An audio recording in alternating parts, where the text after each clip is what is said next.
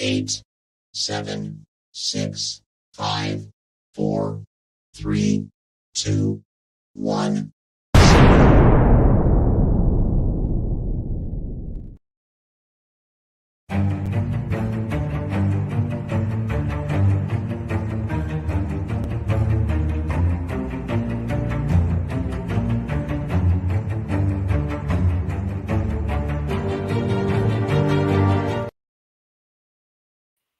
And we are live. Good evening, Kat. How are you? I'm great. How are you, Juanita? I'm doing so well, thank you. It is such a beautiful day here in South Africa. And I just want to say welcome here at the Meticulous Moments podcast, where we facilitate community upliftment through leadership development. We are so excited to have you with us. Thank you. I love being with you. It's always a good time. Absolutely. We do have great times together. And for those in the audience that are not acquainted with Kat yet, I'm going to read her bio. She's the founder and CEO of Compassionate Healing Services. She's a suicide prevention and complex trauma specialist, an accessible yoga and meditation teacher, master Reiki healer and spirit medium, fat activist and speaker. And she is definitely very knowledgeable on all of the topics mentioned here, all of the areas of expertise. Tell us more about yourself, Kat. What would you like to share with the audience today? Well, I think I'm going to share a lot of personal things today. So you got my professional bio for the most part. I also do work in spirit mediumship, specifically Reiki. And we're going to talk today about how I proved myself wrong, really, as someone who was both a physical therapist, so very much focused on just the physical body as the source of healing, right? And the fact that I was an atheist as well after a Catholic background. And that became very, very significant as I became older and really realized that I didn't have control over my mental and emotional health at all. Quite the opposite. It was controlling me. And, that led to a suicidal crisis of my own in 2017. So to say it got serious would be an understatement, right? So I want to talk a little bit more to the audience. Most of our conversations to this point have been around another topic that is very close to my heart and was a huge part of my healing journey, which is intuitive eating. And that is what introduced me to the radical notion that my body had wisdom, right? That my body could be trusted, that I didn't have to control my body. She didn't need controlling, right? She didn't need my help. In fact, she needed me to listen to her and stop being so focused on my weight, right? Or what appearance looked on the outside, and really be more concerned for the first time about what it felt like on the inside. And that was very transformational, as I went through that process of eating intuitively. And then that led to more curiosity on my part, right? I mean, once you've proven yourself wrong about something that you had a really firmly held belief around, right? I mean, beliefs are just thoughts you think again and again and again, right? And most of our beliefs were handed to us in childhood by families who may not have been very happy themselves, right? But because, and I'm not saying there's necessarily ill intention with that, but when you don't know any better, you can't do any better, right? So my family was extremely emotionally unintelligent, and we'll talk about how I came to heal that in myself. And it had significant consequences on how I viewed myself and how I talked to myself, and my life. As much as it appeared to be going well on the outside. I was a physical therapist, and I was supporting myself before I met my ex-husband, and then we built a nice foundational financial future together, and we had children, and we were together, married for 15 years. It wasn't a short relationship, but it was when I was married, after I had become a mother of two, that I really went into crisis. And thank goodness for me that it was after I had children, because I don't know that I would be on earth if I didn't. Because it got to the point where my children really became the only thing worth fighting for, because I didn't even have enough self-worth at that point to fight for myself, right? So for me, I needed that why in my boys, and they provided more than enough, right? And one of the reasons that, and it wasn't, I want to be clear, it wasn't because I believed that I was a good mother. Quite the opposite, actually. I had convinced myself, because your ego, which can tune into vibrations such as depression. I was severely depressed. Will lie to you. It'll lie to you all day long and tell you that you are not who you really are, right? Which is a worthy, beyond worthy, unique expression of that energy we call God or source or universe, right?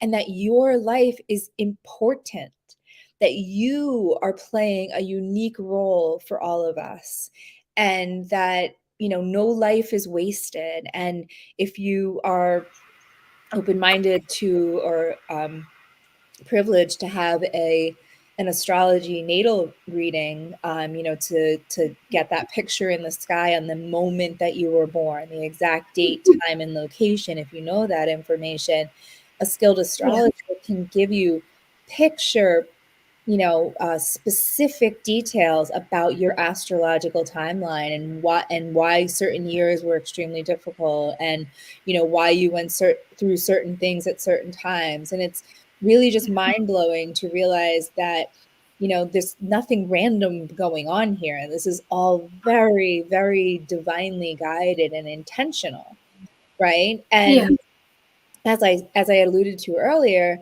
I had grown up Catholic, right? And although I certainly I'm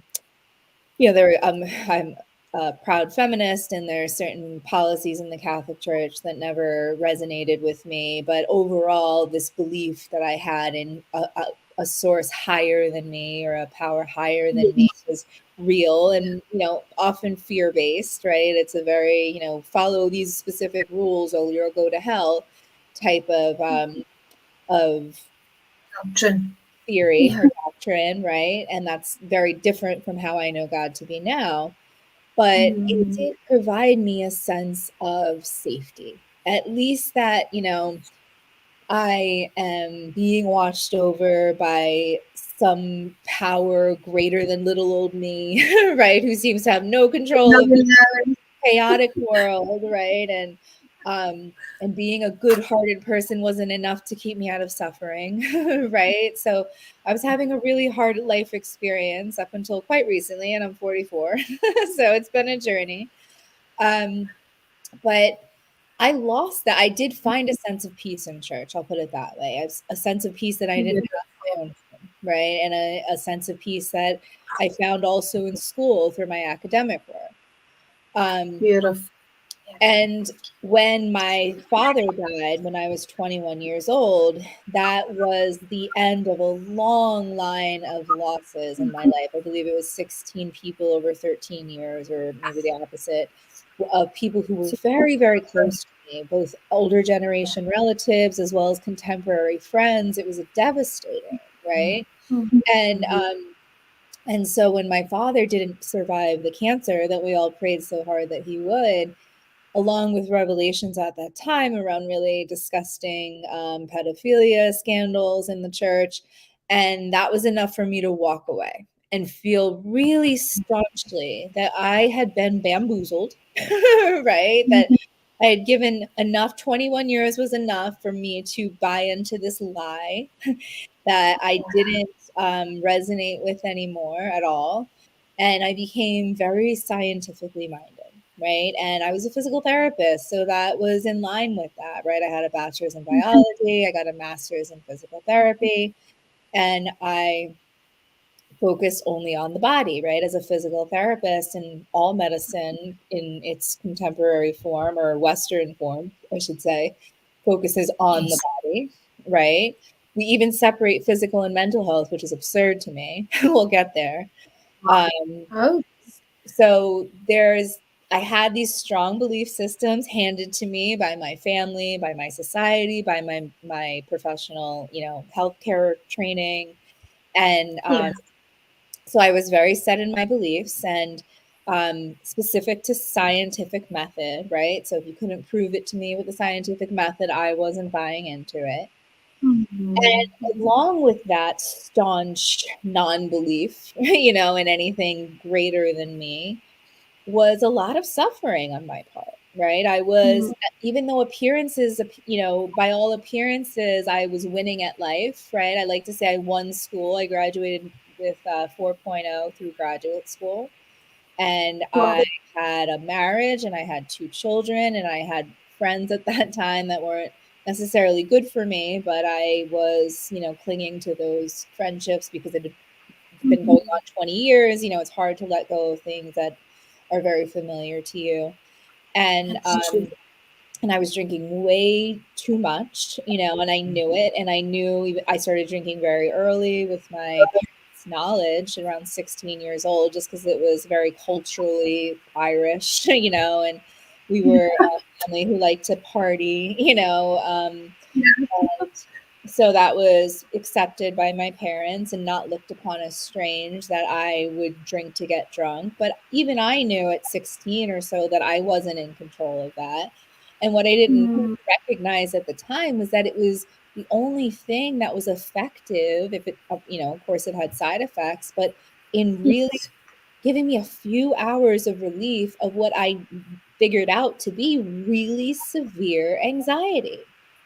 And the anxiety in my body was such a familiar part of me, even more familiar than those friend groups and that marriage and those habits, because anxiety was such a part of my being, or I thought it to be, that telling me that I like when I realized after a yoga class that it was the first time I ever healthfully managed my anxiety. I went to yoga finally for inner peace instead of weight loss, right? Once I figured out the intuitive eating piece. And as I was working through that stillness, right? And by the end of the class, feeling this real relief in my, you know, just my emotional body just was at peace and I was just present, right? And it felt so good, but also like, wait a second, is that not a feeling that people feel all the time? Is it possible that I can really get rid of this with some deep intentional breathing and movements? Like, it was mind-blowing to me, as mind-blowing as intuitive eating, right? I've had my mind blown many times along this path. It's a good thing. More to come, I'm sure, right? Because life is just about evolution, right? And about learning lessons, and, right? So when I was in my mid 30s, right around the time, right prior to my true suicidal crisis, I decided to pursue yoga teacher training because I figured, you know, something about this breathing thing is really making me feel better in a way that alcohol does, but only temporarily. And then I have a terrible hangover.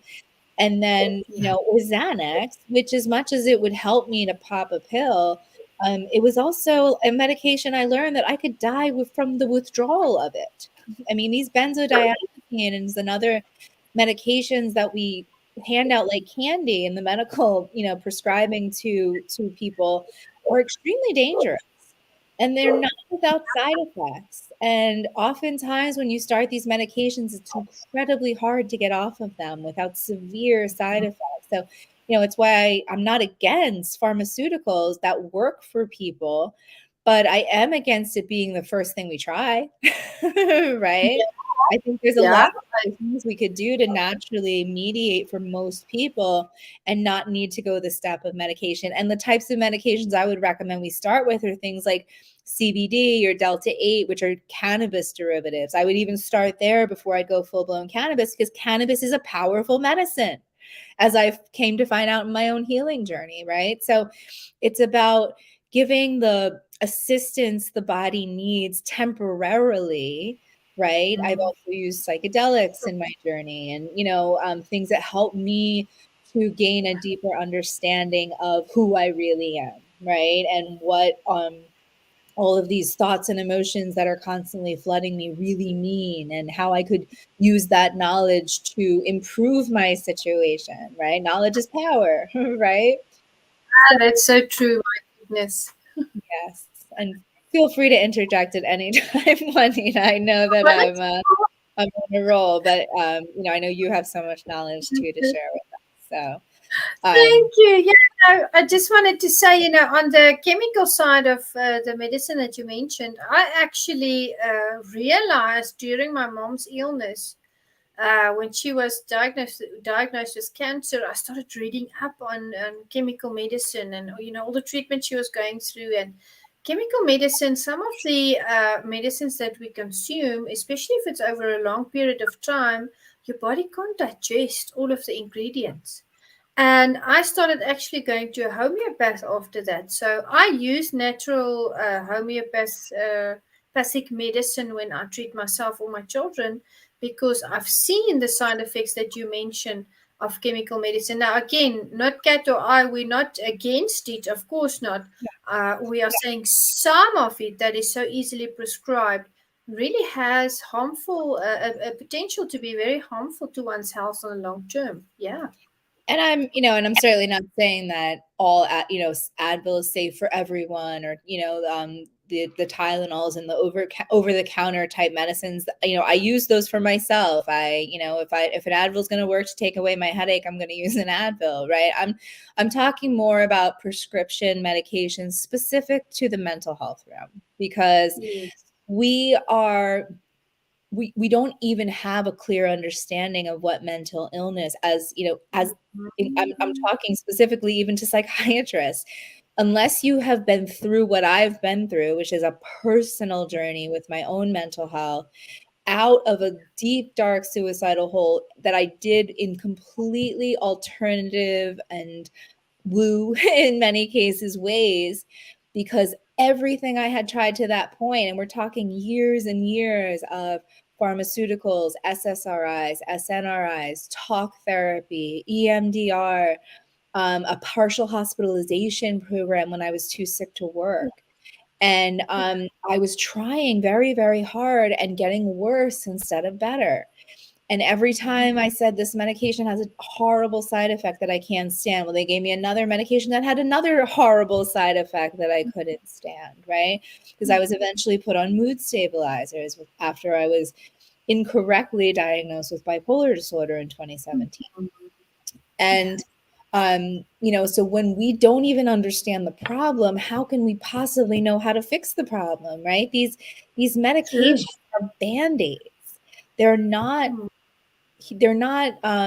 healers, Fix right? the symptoms, don't heal them. Yeah. And I can 100%, I'm not shaming anyone who relies on pharmaceuticals. My own partner relies on pharmaceuticals for her mental health. She has very, very severe mental health issues, and we have found that certain things like Lexapro or Xanax are beneficial to her, but she also uses cannabis, and she also uses ketamine, and she also, because of our financial privilege, to have her do so. And and I like to think of medications more as a crutch, right? A physical therapist, I'll use the analogy of a crutch. Yes, when you're in an accident or you're relearning how to walk or getting off a walker, a crutch can be a great tool, but it's not meant for you to use forever, right? It's meant for you to lean on while you get stronger, and then eventually you transition off that crutch, right? So, while it wouldn't be appropriate for everybody, because so much of my healing journey has been mired in privilege, right? Whether it's my racial privilege or my body privilege or my financial privilege, right? I have my educational privilege, right? I had a lot of things going for me that made doctors take me more seriously in a way that is not, I shouldn't be considered more important or more worthy of being listened to because of those factors. We're all worthy, right? We're all the expert of our own bodies and our own experience, right? Nobody outside of you can tell you about you, right? No matter how hard they try, and they do try, Yeah. right? Oh, So yeah. exactly. So, as I'm saying, I got to the point of real crisis, and I had decided that even though I didn't believe I was a great mother or even a good one, I kind of thought I was the worst one that ever tried the job at the time, but I did recognize, because at that time my psychiatrist had given me clarity, because even she was not, convinced at that point that bipolar was the correct diagnosis. And she said, "Well, I would say that you have complex PTSD." And she explained to me, because I had never heard that before. And I never have owned my experience as traumatic, right? And the reason for that is because we don't understand trauma, just like we don't understand mental health, right? I incorrectly believe that only people like my partner, who's a human trafficking survivor and adopted by an abusive family in the United States, and Yes. and that she had trauma, right? But me, right? I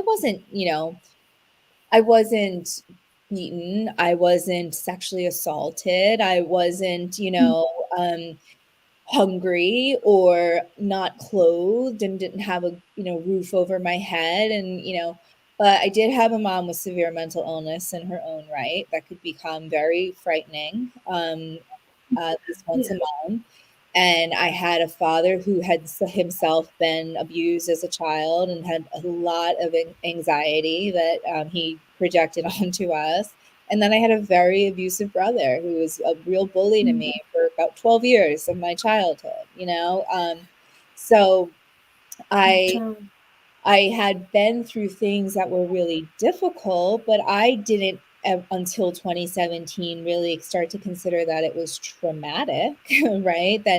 And the thing that was revelation about that was, if this is being caused by trauma, if these symptoms in my body, this anxiety I feel all the time, this depression that's gotten so severe I'm considering taking my life, if that was from my level of trauma, right? That would be more traumatic to my own boys than for me to take my life, right? So I just decided that I couldn't do that to them, right? Like I could not impose more trauma on my boys than I had been, and had been inflicted on me in good conscience, knowing that how that quote moderate trauma had a really severe impact because I refused to look at it for so long, right? And Yeah. so this is where I want to get into now, how I started shifting that understanding and how I use that knowledge to empower myself and really be able to lift myself out of the depths of despair. And it's when I started looking at, because as a physical therapist, I believed, of course, that we were these physical bodies, right? And I guess I would have also acknowledged a mental body, right? There is, of course, a mental component that we all are experiencing, right? You have thoughts Yes. that often come loudly and intensely, and they're hard to ignore, right? So I understood that we were both physical and mental, right? But, as I said, I had for 18 years given up the belief at all that we were anything more than that, right? That we were um, being led by any force, greater than us. I really believe we were just living these one miserable lifetimes and would go to the grave and that would be it. And and even though it felt maybe a little bit safer to feel that way just because I felt like I wasn't being deluded anymore, it was also scary. There was an existential dread, that kind of was pervasive of, wow, like this is really hard down here, on this earth, right? This is not an easy It's game great. to play, Yeah. right? So I, so my identification as myself as just this body and just this mind wasn't serving me, right? And it was once I shifted my understanding, and it happened gradually. It happened first with intuitive eating. So like I said, at first, this idea that my body even could be trusted, I thought the exact opposite. I felt so out of control around food. I felt so, you know, controlled by my cravings, or, that it didn't feel like I could trust this body at all, right? And she wasn't the weight I wanted her to be, and she wouldn't stay there. So how could I possibly trust, right? So the first thing that really needs to shift in me is realizing that actually it's she that needs to trust me, right? I need to stop depriving her. I need to stop restricting her. I need to stop controlling her. I need to let her go to a comfortable weight for her, no matter what the mirror tells me. Just let my body do her thing, right? So that was Yeah. huge. And then, as I said, I did yoga for peace of mind and not weight loss, right? So now I really started becoming still. And for me, that was so hard because my anxiety was so bad, as I said earlier, that even closing my eyes to meditate was almost impossible because my eyes would flutter, right? And it did get to a point in my suicidal crisis where I was completely unable to meditate. You know, it just was the most uncomfortable thing I could possibly have done, was to be still with these horribly intense feelings and, you know, thoughts that were racing through. Um, so I was over identifying with myself as this physical and this mental body. And in yin class was when I started to realize that not only did my body have this innate wisdom around hunger and fullness and the types of foods I should consider feeding my body. It doesn't matter what anybody else thinks about those choices, right? It's just, how does it feel for me? Do I like this in my body? And in yoga, when I started really tuning in deep and allowing myself to just let go of and just do the yoga experience, which is a form of mindfulness practice, right? You're just coming into your body in this present moment without distracting yourself with any thoughts, right? Yeah. So Just through, feel. through this mindfulness practice, I even remember asking my yoga teacher once if I was doing something wrong, because as I would go really deep into my meditations and my yin practice, which is just kind of a long held yoga pose and deeply meditative, I would get kind of these downloads, if you will, or ideas around ways to solve the problems in my life. Like, it wasn't generic guidance, it was specific, right? It was, you know, it was. Wonderful.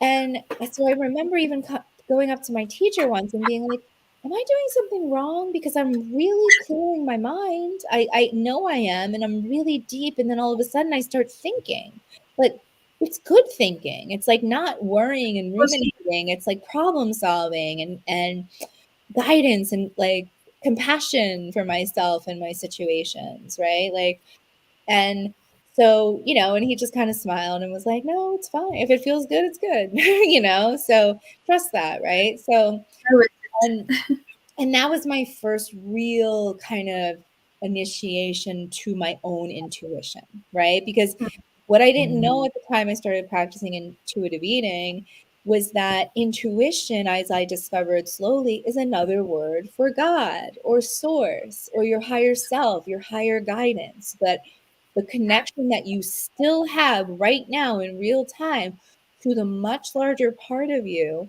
that knows that you are a unique expression of that energy, and that you're here for a reason, and that you're worthy, and that your body's perfect no matter what it looks like, and that you are um, here for a reason, right? You're here with purpose. Yes. And so, as I started to uncover that truth for myself, I've come to some really fundamental understandings about why we experience intense emotions and how to use that information to empower you, right? So, you know, we understand that we have a body, right? But we are not a body, right? Just like you're not your car. You have a car, right? But you're Yeah. not your car. No. Your car is a vehicle, right? Your car is a vehicle. So is your body. Your body is Yes. a vehicle to move Love that. and jump and run and hug your kids and do karate and, you know, do the things that bring you joy, right?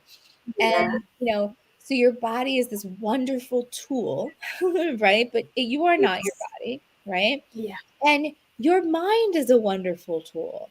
I don't want to talk crap on the ego, or I call it the itty bitty shitty committee a lot, but it's necessary. You know, it's that balance. Like, the thing that's helping you can become the thing that harms you, right? If you over identify or anything, Very. too much of anything is too much, Yeah. right? So So as I started to understand through yoga practice, through intuitive eating, up until my rapid spiritual awakening that happened in 2018, is that the things that I think are me, my body, my mind, my emotions, they're not Yeah. me, right? No. I am experiencing Yeah. these things. I Yes. am a being with a body. I'm experiencing the body. I'm a being with a mind. I'm experiencing the mind, right? And the mind is how we do, solve complex problems and do do math equations, and how we figure out really key things in our lives. So I'm not, in any way um dismissing the importance of the ego, but Yeah. what happens is when you think you're just your ego and your body, right? That, or, your mind is the same. I'm using the same word for mind and ego. Yes. Yes. When you over identify with your mind or your ego and you think you are these thoughts and you think you are these emotions, it Yeah. becomes a really scary experience, right? Because if you don't understand what's causing your emotions, then you don't know how to manage your emotions, right? Yeah. Yeah. Understand the problem before you can treat the problem, right? It's where we're going wrong with pharmaceuticals. As I said, I don't even think most psychiatrists truly understand mental illness the way I've come to, and therefore they're just prescribing band-aids, right? They're not prescribing real healing solutions. So Yeah. so what I came to understand is that while those thoughts that are very loud and they're very real, and I'm not, you know, I was deep in it. I know how miserable it feels to be severely depressed and have your ego lying to you all the time about who you are, and how worthless you are, and how the world would be better off without you, and those intrusive horrible thoughts that come along with suicidality. That Yeah. when I realized that those loud thoughts, as loud as they are the weather, right? Those thoughts and then those emotions that I feel as a direct result of those thoughts are the weather, right? But I'm the sky, right? I am that awareness. I am not those thoughts and I am not those emotions. I'm the awareness of those thoughts. I'm the awareness of that emotion. And that emotion, as intense and horrible as it can feel, is not your enemy. In fact, it's your guidance. Mm-hmm. So, Yeah. so to back up, now we're not just mind and body. We know now that we are soul, right? That word that we use for the eternal part of you, right? That part of you that never dies, right? That is eternal and is experiencing life, not over identifying with these things, right? You are all three of those things. And that's just a fact, right? It's a fact that you can, accept or not accept. But for the purposes of this discussion and understanding where I'm coming from, please accept it as fact, right? That you are connected to this source energy. It is who you truly are at your core being. You can't ever disconnect from that part of you. You are eternal, right? And Yes.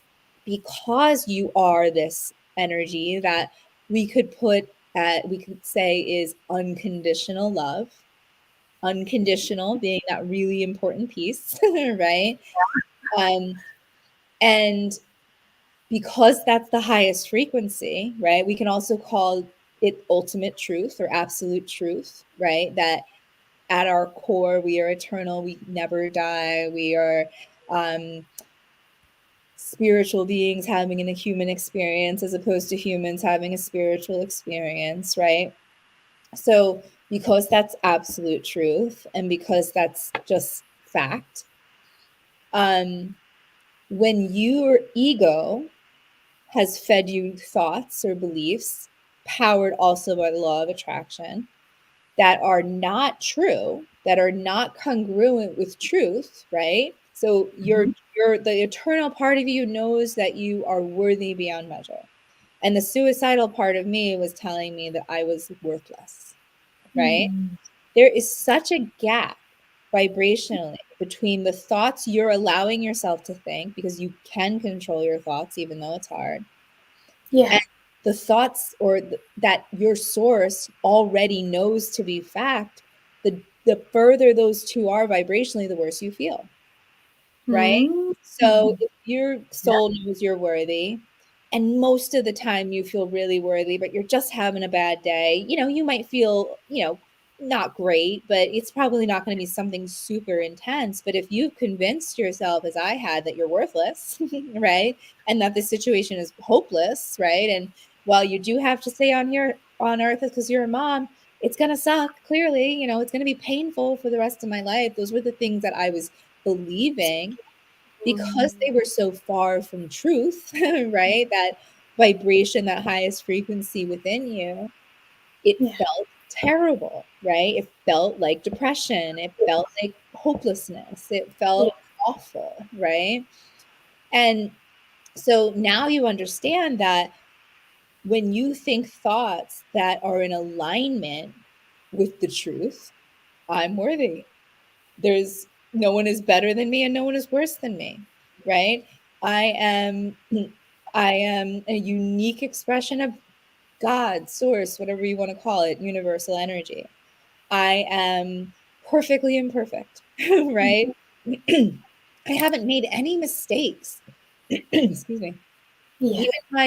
Even when my guidance has led me to, or my impulses had led me to situations that were painful, I learned something from that painful situation. Yes. That was Beautiful. something I needed to experience. That was for me. It wasn't against me, it was for me, Yes. right?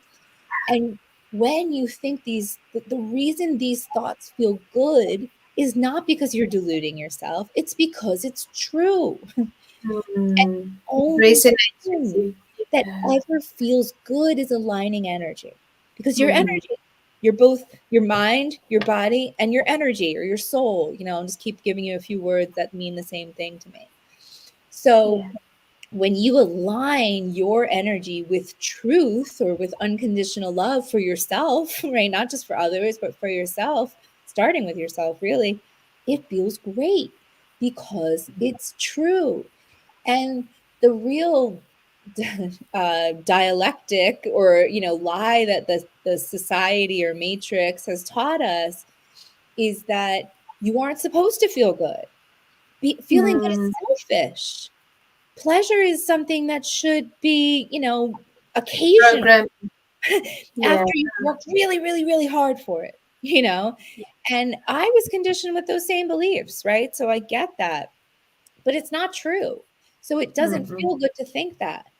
And, Yeah. just like this is hard for people because I 100% agree. Some people in this walking this earth are so disconnected from the truth of who they are and so aligned with their ego mind that they're, truly evil, and doing evil things. And um, I'm not Absolutely. saying that you have to love everyone and, that you meet, but it's never going to feel good to hate someone ever, no Mm. matter what they've done to you, because the source Absolutely. within you doesn't hate them.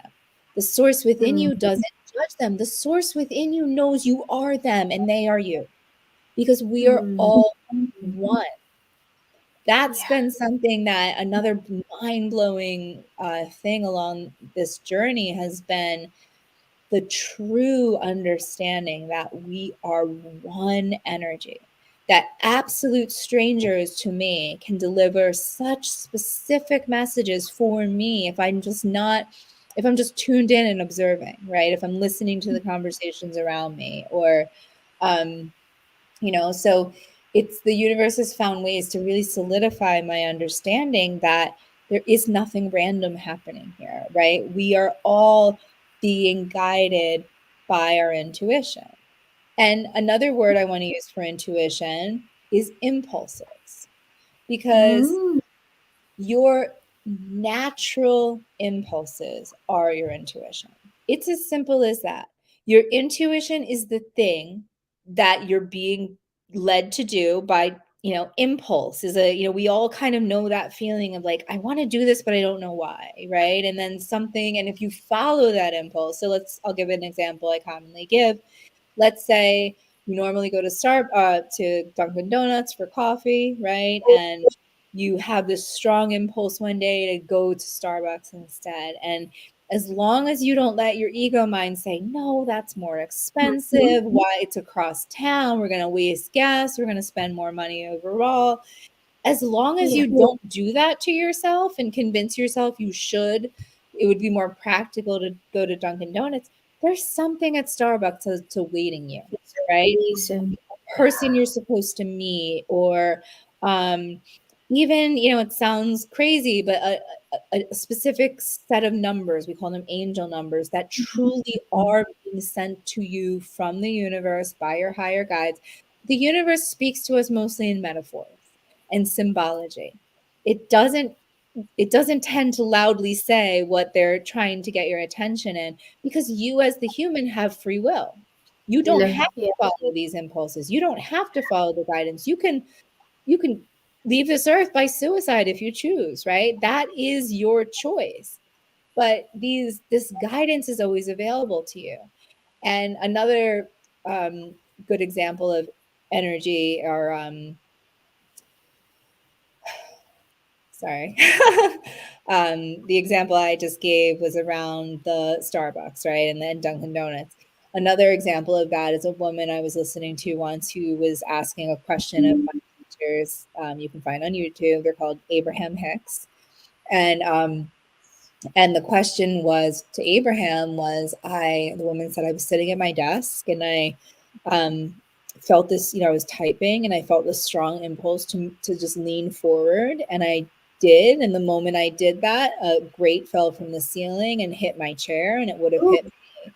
And, and Abraham said, perfect example of intuition, right? If you had stopped and thought, well, why would I lean forward? I'm just sitting here. If you question that even for a single second, lots of people get hit on the heads. They too have guidance, right? They too have this inner being or higher self, or whatever we're calling it. But a lot of people don't know to listen to that. A lot of people have been shamed out of that, right? Like, because if other people don't approve of your choices, they'll use shame, right, to beat that out of you, essentially, or gaslight you out of that knowing. So it was in really understanding these foundational things, that I am more than a body, and I'm even more than my mind, that I am a soul, that this soul is connected right now in real time to this highest vibration that I am a part of and I can align with. And once you align, the magic that the why of this is not just gaining control over your mind rather than your mind controlling you, right? That's huge, right? If you can really master the idea of your ego mind is just the weather, but you're the sky, and you can not give so much attention to these thoughts and let them pass by without grasping onto them, and really practicing mindfulness, even just 15 or 20 minutes a day is enough, right? And when you become more aligned, or more consistently energetically aligned, and you're not allowing your ego to control you, and you're understanding, this is key, I'll highlight it again, that your emotions are your most sophisticated representation of where you're vibrating. Because if you feel great, you're in alignment. Right? It's the only place that good feelings come from. If you feel crappy, if you feel on the other end of that spectrum, you're not in alignment. You're allowing thoughts from your ego to dominate your own knowing, right? And so you can almost, in its simplest terms, think about your emotions as your guidance system or your GPS system, but it's not even like complicated turns to get you to the place. Really, you can think about it as that children's game of hot and cold, right? Where when a child hides something in a room and the adult comes in and the child says, oh, you're getting warmer, you're getting colder, you're getting warmer, you're getting colder, right? And that's telling you which ways to go and which ways to not go. Your emotions are doing the exact same thing for you. When you are doing things that make you feel good and that feel like passion and excitement and fun and play, That's your intuition. Most people in society would call that irresponsible. How Mhm. dare you seek out pleasure, right?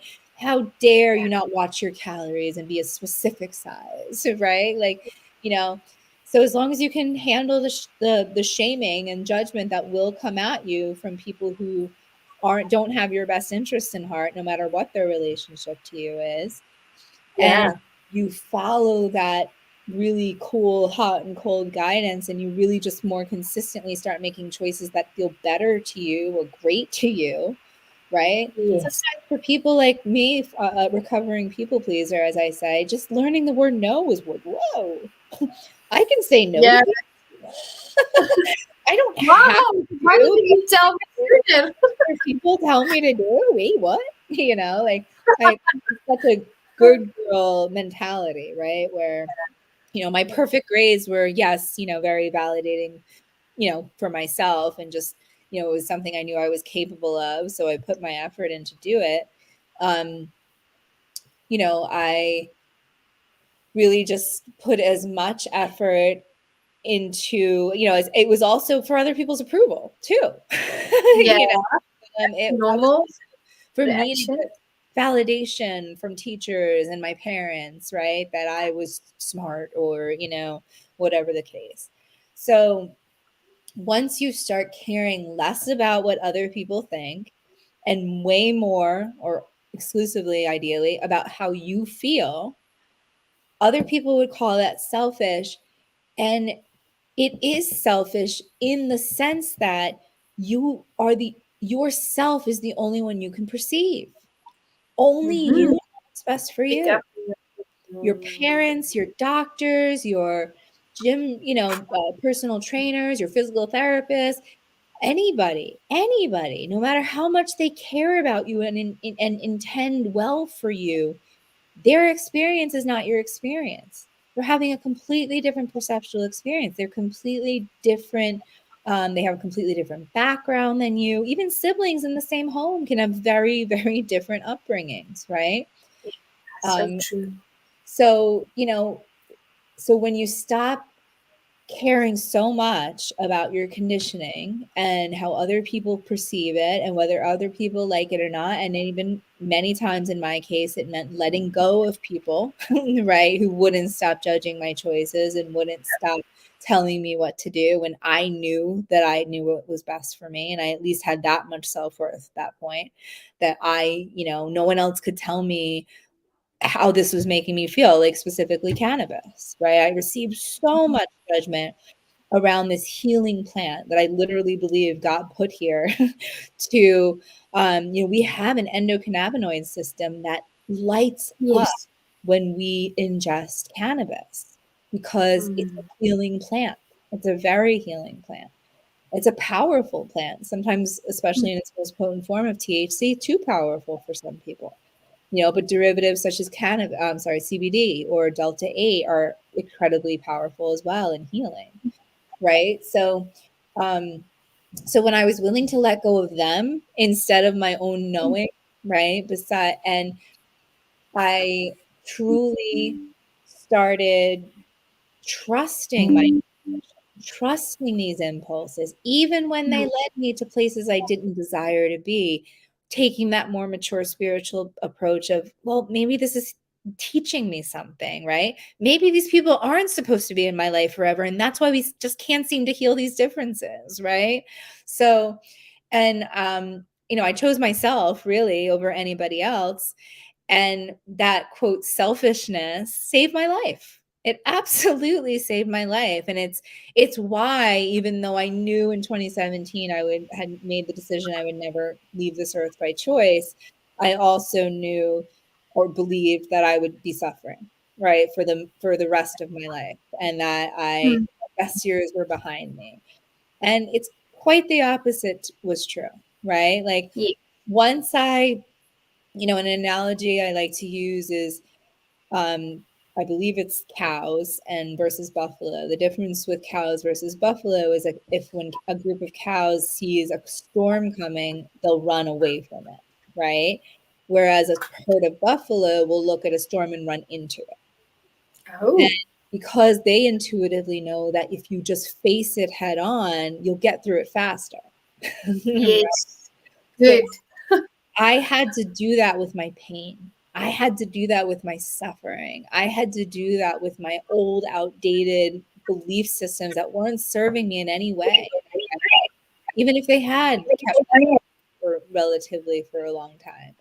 And I just wasn't afraid of the fire anymore, right? I wasn't afraid of losing people. I was more afraid of losing me than I was of them, right?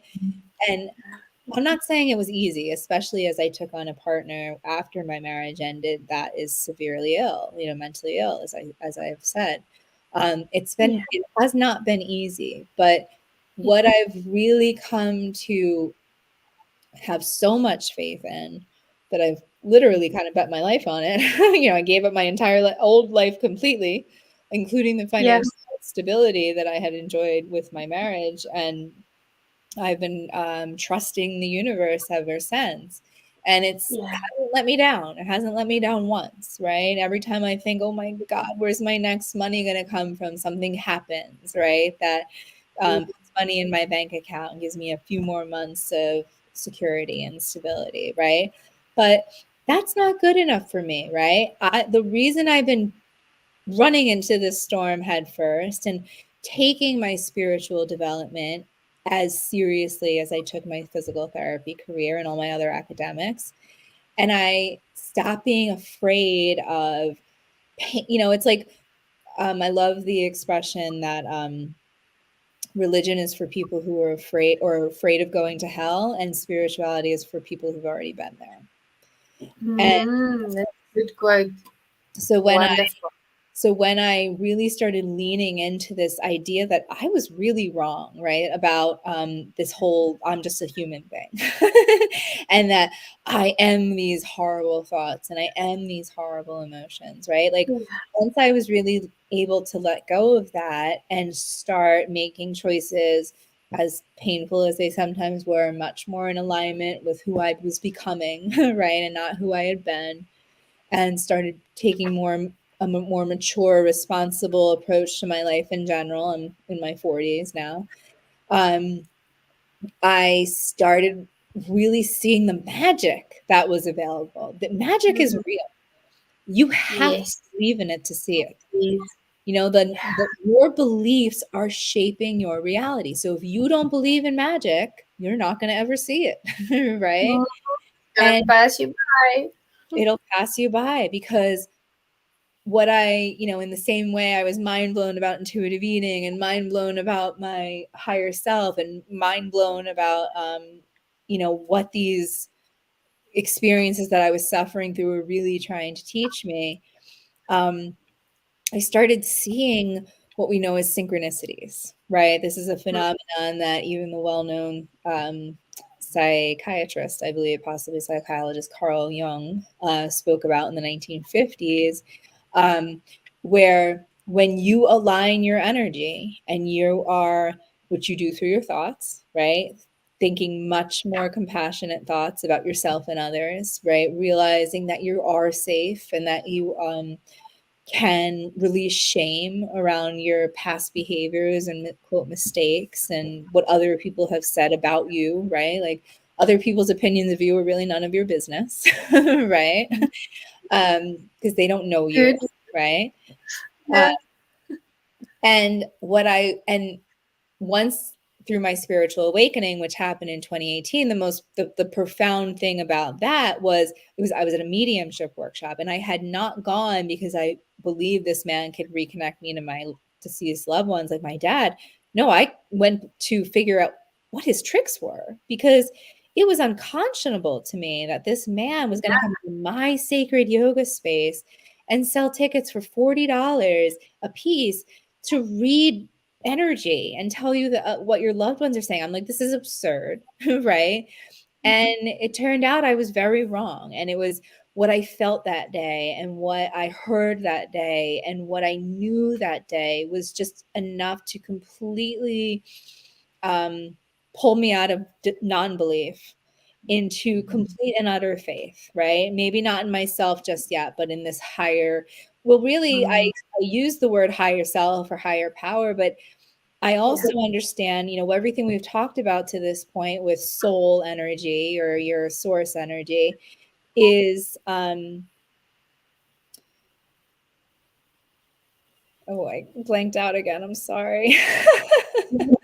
Absolutely. Now, I wanted to add, while you were speaking, you have made some wonderful points, and these are really points that people need to hear out there.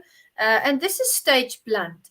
You've deemed this stage blunt, and this is phenomenal, and it's a move in the right direction. I was thinking when you were speaking about, the energy and that we are mind and we body, mind, and soul. Similar to that, I've taught the years, and it's just different words for it, but it's the same concept. I've taught for years that we are body, soul, and spirit. And we are, your body is your physical. I always, when I spoke to the youngsters, I always tell them it's our meat box. It's what you can physically see and experience with your conscious mind, and your soul is your personality. There's only one cat in the universe, and there's only one Juanita Kapp in the universe, and that is your soul. And then the spirit is a part of you that lives on, but it's the same thing. We just call it different things. Like in the religious space, they would say they felt this urge or this innate calling of the spirit to do something. You and anyone else like us, you and I, that speak about energy, we would say, we felt led to do that, or there was this inner voice saying that's the same thing. We just give it different names. In the ministry, we would say you feel someone's spirit. We would often talk about the aura, the energy around us. How do you feel? It's the same thing across all borders. That's what makes the universe so amazing. What you bring here is really educational. And you were speaking about synchronicities. And you know what I thought of? I thought of that day that you and our energies aligned across the globe, and a synchronicity happened, Yeah, and we met that's in a a great holiday inn. example of synchronicity. How Yeah, great was that?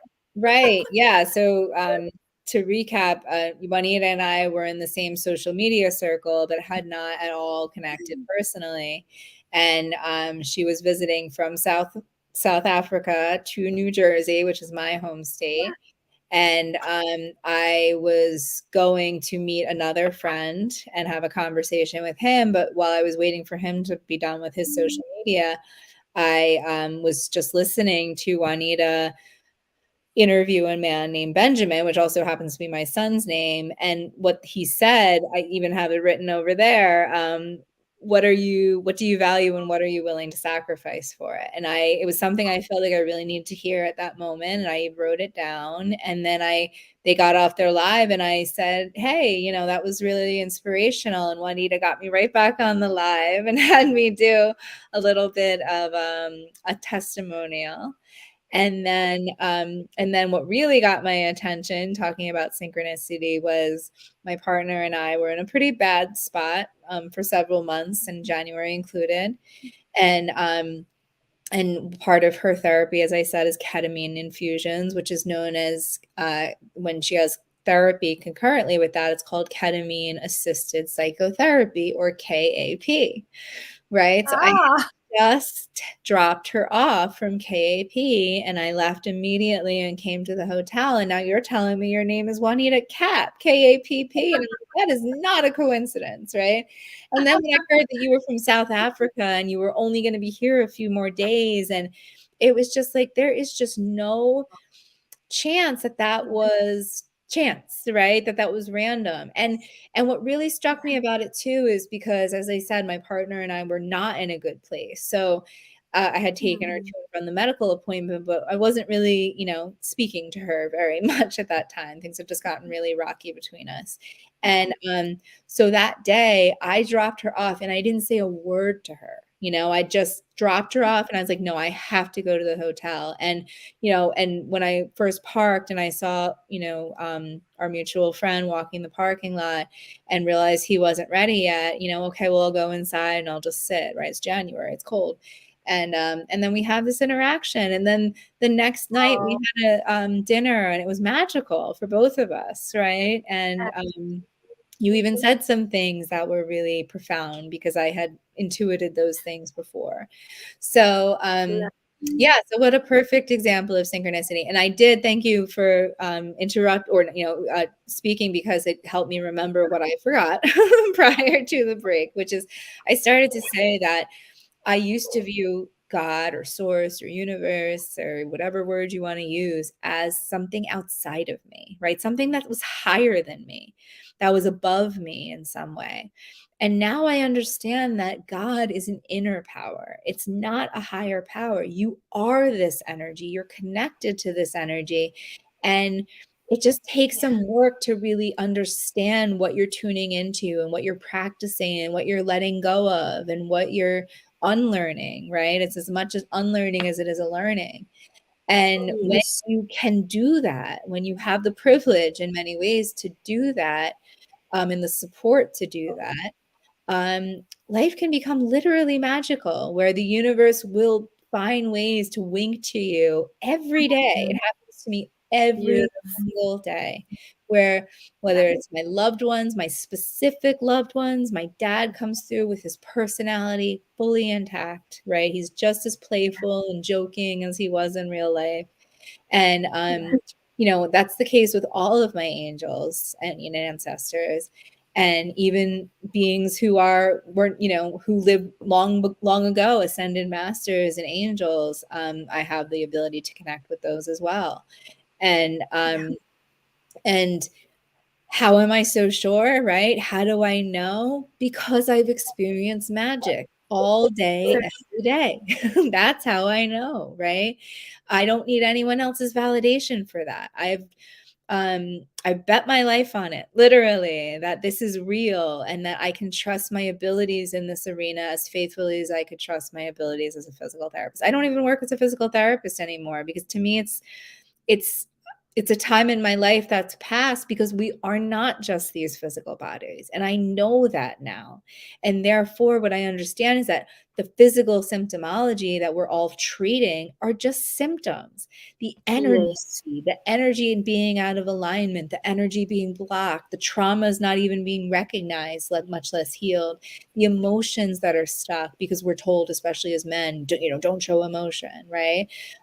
That's having physical symptoms that are going to get worse and worse and worse, and either kill you or they'll become painful enough that you finally change, right? Because we don't change Wow. when we're in joy. We change when we're in pain, and that's just a Yes. reality.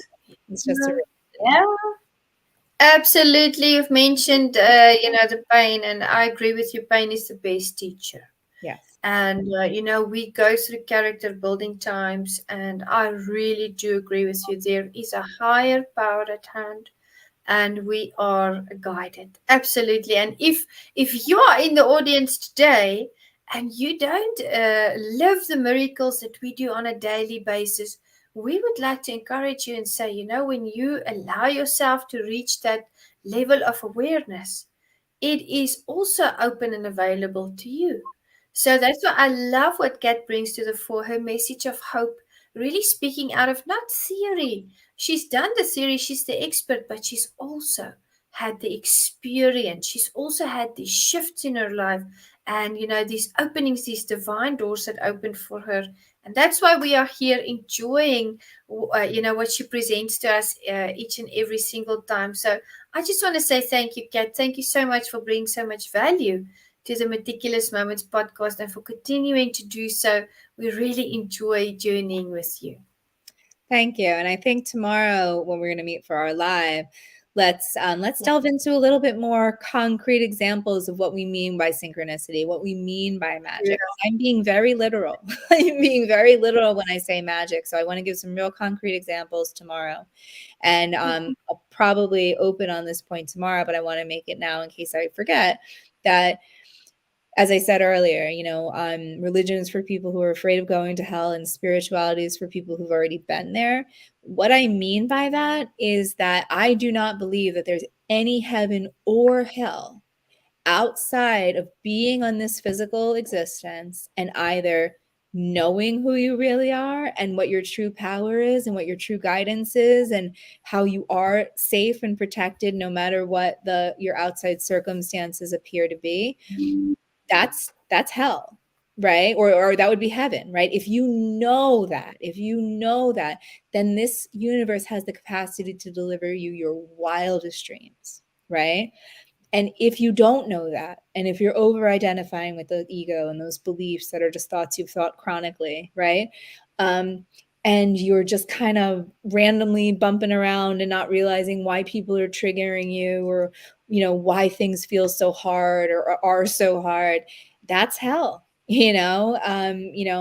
and so let's talk about a little bit more hope tomorrow and talk about what that really can look like when you align your energy and why it's so worth it, why it's something that I promise you is worth your time pursuing. Love that, love that. And for anyone out there that's maybe not as familiar with the term magic as we are, in the religious space, that would equal something like divine appointments, like a kairos moment. Magic, being at the right place at the right time, Right. encountering synchronicities every single day. But we're going to elaborate on that tomorrow. Kat's going to be back with us on our live, and we're going to have a lot of fun. Thank you so much, audience, and thank you, Kat. We appreciate you. I appreciate you. Thank you. I'll see you tomorrow. I'll see you tomorrow. Bye-bye, everyone. Have a good day. Thanks for tuning in. Thank you.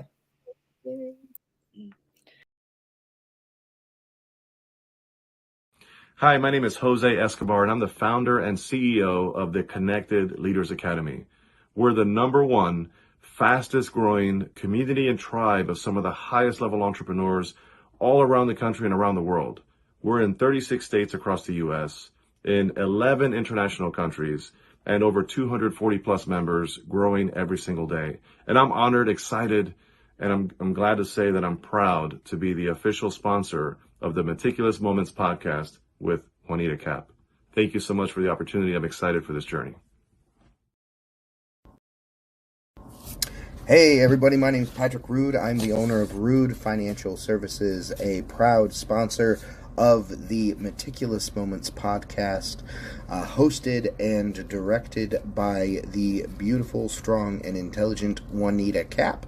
I cannot tell you enough about what this woman has done with this podcast and the effect that she has had on me and all of the other sponsors and people that listen.